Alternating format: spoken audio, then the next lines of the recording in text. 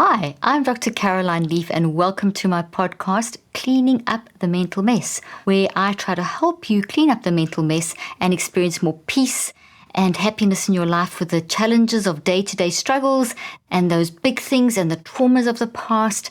I try and help you to edit that and manage the mess. So thank you for joining me today. And today I'm going to be talking about how to get out of a shame spiral. Once again, a response to an excellent question, and a question I also get asked a lot, which is, about the shame spiral. But before we begin, if you want to listen to any of my content ad-free, plus have bonus episodes and live Q&As, please go and subscribe to my Patreon account. I'll put the link and the details in the show notes. And also, once again, this podcast is for educational purposes and it's not intended as medical advice. If you need medical advice, please contact the appropriate medical professional. And now, on to today's podcast. Okay, the shame spiral. So the question I got asked was really good. How can an individual who's feeling worthless feel better about themselves? How can they get out of the shame spiral? And what advice would I offer them, and what techniques could they find helpful? So first of all, there's two things there, feeling worthless, and they've linked that to shame. So this worthlessness has been linked to shame. So what is shame? Shame is, we've all felt it in our lives. We feel ashamed of ourselves. We feel bad about ourselves. We're criticizing ourselves. It makes you feel sick inside, where you feel like you just want to crawl under a rock, and you feel it's devastating. It can be incapacitating. It can lead to self-hatred. Shame often comes from guilt. So guilt can either spiral you forward or spiral you into a shame cycle. So forward moving guilt is the ability to realize, okay, I'm feeling guilt. Let me embrace the guilt. Let me see why I'm feeling guilt. What did I do wrong here? It's okay. We all mess up. How can I fix this? How can I move forward? How this has happened? What can I do? So the guilt spurs you into moving forward and solving the problem and learning. Then there's the other type of guilt where you look at this and think, how could I have done this? Or how could I be like this? Or how could this, whatever it is. And that puts you into that feeling of guilt. So instead of learning from the guilt, accepting that you can make a mess and that guilt is actually showing you what you did wrong and you can grow from that, you actually then take this as an attack on how bad you are, how worthless you are, how you can't do anything, and you start spiraling into shame. I'm ashamed of myself, and you get immersed and stuck in a shame about yourself, and that brings up a toxic thought. Here's my famous toxic tree that's caught up in everything, and so there's the shame reaction. It triggers another. So there's an incident that happens that made you feel guilty. You don't prepare and grow from it, you feel worse. So now this thing has got big, you're feeling ashamed, I'm bad, I'm this, I'm that, you're saying all these things about you. And instead of looking for the root and saying, okay, I did this, it is bad, I've got reason to feel guilt, I'm going to move forward, I'm going to deconstruct and reconstruct. I get stuck here, I don't look there, I get stuck in this coding, in this wiring over here, and because I'm focusing on this then bypasses the root and goes and pulls up other thoughts that have made you feel shameful in the past, or just goes and finds anything negative, and you become like this. Pulls up one, and then it pulls up another one and another one. Before you know it, your mind is spiraling from all these terrible things that you have supposedly done, or how bad you are as a person, and you start destroying your self-worth, and that's a shame spiral. That will then affect, as we know, everything you say, everything you do, how you function, etc. So it's really important that we catch those shame spirals before they control us. And you always can. As you've heard me say, we can always catch and edit these things. And that's what the whole concept of becoming aware, and things happen to us, they go into us. We experience life, we're in an environment, we are structured in such a way that whatever we experience in an environment is going to be wired in or coded in to our brain and our body, and then land up having an impact on our brain and our body, and an impact on how we turn up, what we say and what we do. So if we see this whole process, this is the whole mind-brain connection, and just to give you another analogy, here's a computer. We could see the brain as being this computer, like the hardware. The brain is hardware, like a computer, but way, way, way more complex than a computer, but it's hardware. Without your mind, the brain can't do anything without the software programmed into this computer. The computer can't do anything. But with the software, I can use my computer with Google Docs, with my podcast now. I can email, I can text, I can do Google searches, I can do Zoom meetings, I can do all these things because my software has been coded into the computer. Now, what's happening in life is that we are experiencing everything, and every experience, by the way that the mind-brain-body relationship works, everything we experience is going into our brain. It's being literally coded into our brain, like things get coded into a computer. What we can do is we can learn to recognize when that coding is toxic, and by looking at the symptoms that it's producing, like shame, in this case, shame. So that is now, that shame is coming from something that's happened that's coded wrong, and it's blocking the functioning. And you need to actually have a look at what is coded in, and we need to then, from the signals, edit that code.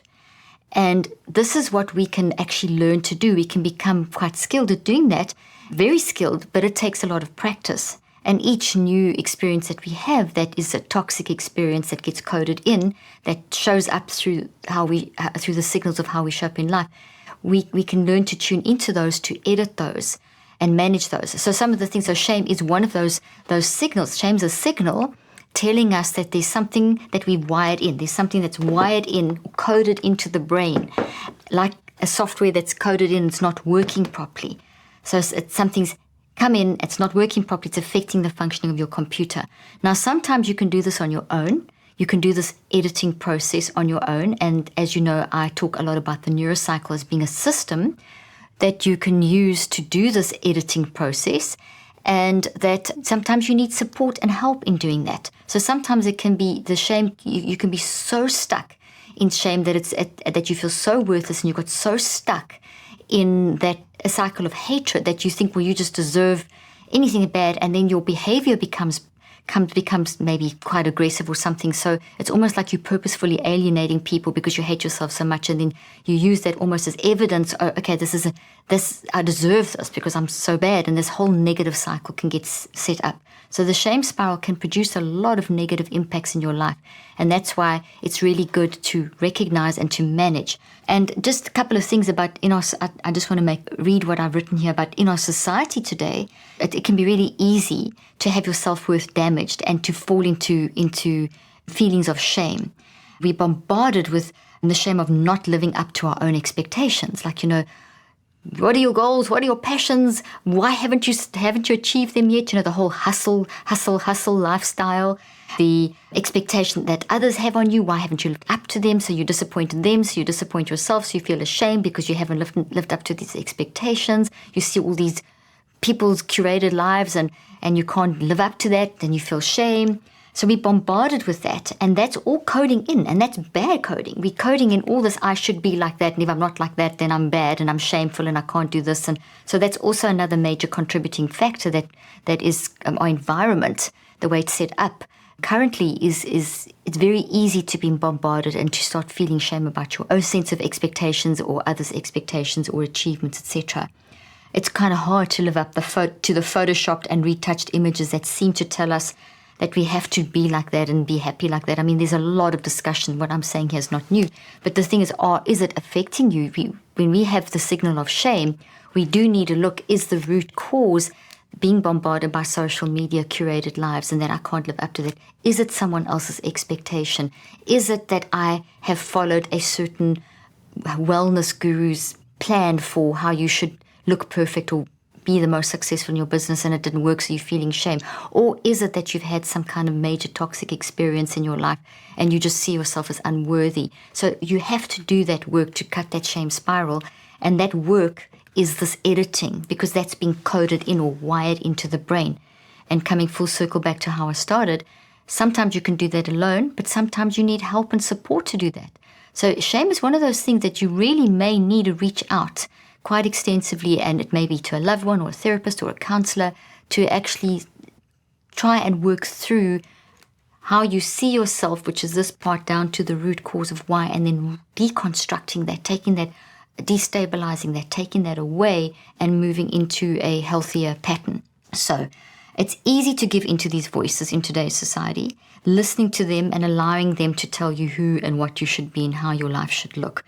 And to take root inside our heads, literally root inside our heads, coded inside of our brains and in our body, every cell of our body. So this is very real. So, and then it fall into this shame spiral, feeling like you'll never be able to live up to what society deems you should be as worthy, or what this person or whatever's causing that shame spiral. Shame is not who you are. Shame is a destructive force that the only way to conquer shame is to embrace it as a signal and find what it is pointing to. And with or without help, deconstructing and reconstructing.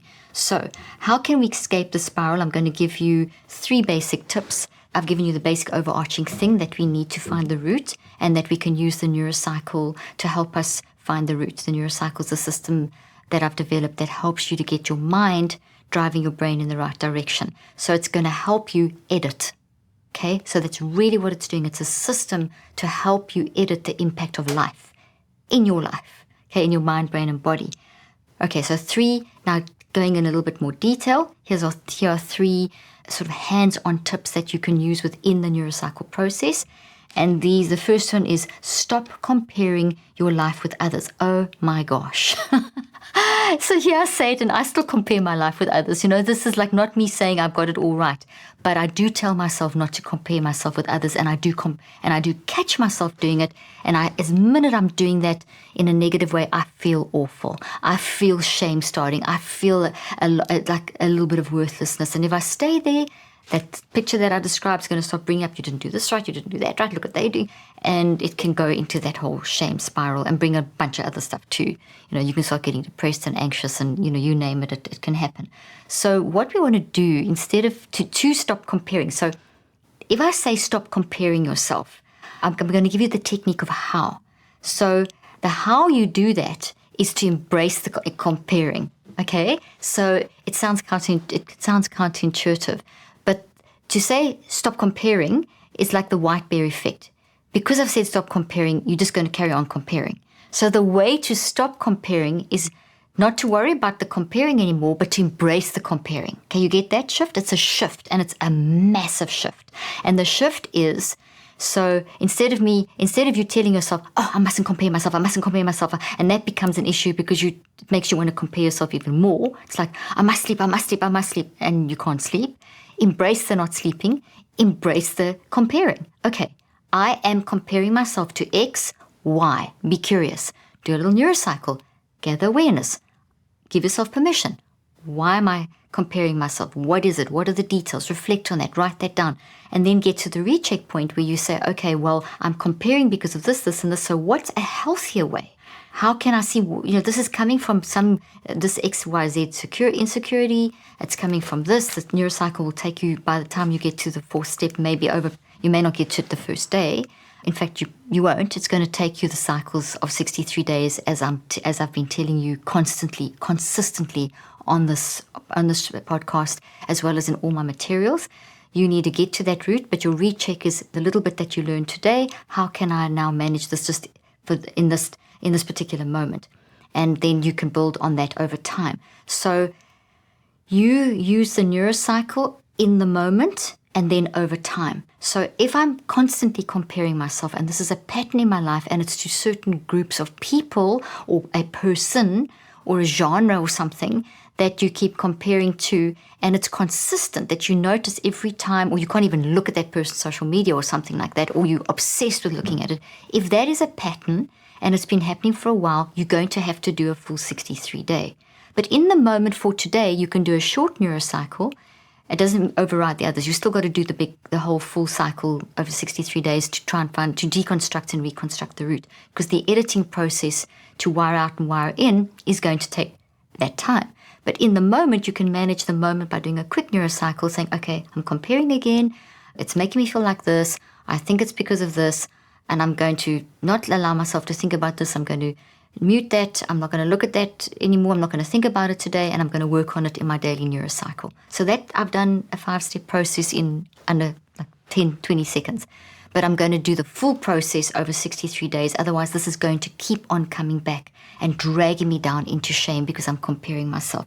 So comparison is one of the surest ways to get into a shame spiral if you stay in that comparison. So if you stay stuck comparing and comparing and comparing, you're knocking yourself all the time. But if I say, okay, I'm comparing, I'm embracing that, there's a reason why, I'm going to deconstruct, there's a massive difference. The one gets you out of the shame spiral, the one keeps you in the shame spiral. Okay, so keeping comparing keeps you in the shame spiral versus if I embrace it and I work with it in the quick moment, and then over the 63 days, I stop the shame spiral. And as I keep saying, you may need to do this with someone if it's really debilitating. Okay, if it's debilitating how you're functioning. So I also said here, the law of the brain is diversity. You really can't be anyone else except yourself. And you make an amazing you. So it's things like knowing that your diversity, your uniqueness, your unique way that you filter the world is unique to you, and you can do something that no one else can do. That may be something in this shame spiral that you need to keep reminding yourself of. That it's a scientific fact that your brain and body are diverse, your mind is diverse, there's something you can do that no one else can do. And that may be part of this whole process of, you're not going to believe it the first day. So don't use it like a positive affirmation. Use it consistently over time, but build that into potentially your active reach. And telling yourself, this is a scientific fact. Well, let me try and learn to believe it. I'm going to try and believe it. Is better than saying, can do something that no one else can do in the process of the neurocycle. Rather say something like, this is a scientific fact. I don't believe it yet, but I'm going to try and believe this. And maybe I'll believe it a little bit more tomorrow. And as the days go by, you start learning to look at yourself differently. Look at what you've achieved. Because the recheck will, when you compare, you'll say, why am I really comparing? What can I do? What can I do that they can't do? Use that as a guiding factor. I can do something that they can't do, not to try and beat them down, enhance them, be excited for them. But you can do something just as amazing. You're just as amazing. You have your own unique way. Okay? Then the second thing is surround yourself with people that love you and that will listen to you, be honest with you, lift you up, encourage you, not just tell you what you've done wrong, but also tell you what you've done wrong in love, in terms of like, hey, that upset me, but this isn't, it's positive criticism as opposed to critique so that you can learn. But that will also boost you and say, hey, well done. And it's amazing. And even when you get irritated or whatever, I still love you. Surround yourself that you can be immersed in that love environment with people saying those things to you. And it creates a safe space where you won't feel like you're being judged, where you won't feel like you're worthless, because people that love you value you. Okay, and that's what you need. You need a good boost of that. And it may not be so difficult. You may be in a work environment or a home environment where it's not so difficult, but as far as possible to try and surround yourself with people that love you.